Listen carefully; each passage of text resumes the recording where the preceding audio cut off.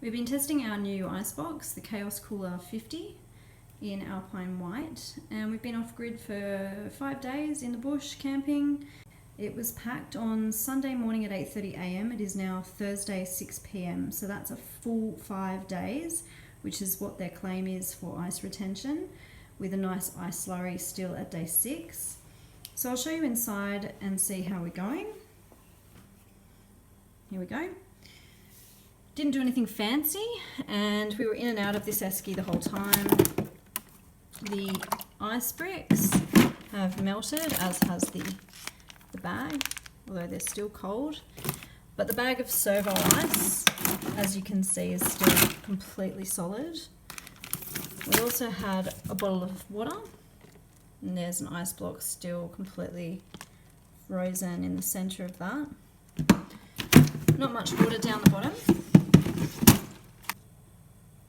And I can simply drain that out through this very large bung here. Just show you a side by side with the small 22 litre Dometic. You can see the difference in the insulation there, and the seals are really thick as well. The reason we chose the Alpine White is because it reflects the sunlight, and we were using the esky in 22 to 25 degrees Celsius ambient temperature. Had it kept in the sun, and as you can see, it definitely keeps ice, as they state on their website, for 5 days. I reckon we'd still get another day or two out of it. It also has a temperature gauge on the front, which is sort of held steady around the 10-degree mark, so I can only assume it's testing the air temperature.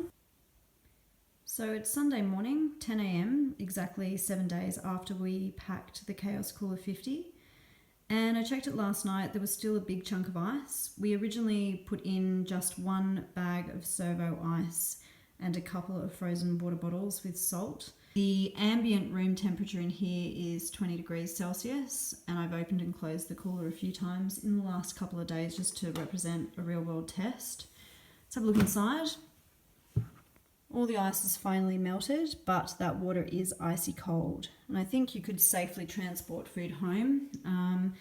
The great thing about having a cooler like this is it doesn't require any batteries or auxiliary power, solar panels, and keeps your setup really simple while still maintaining food safety.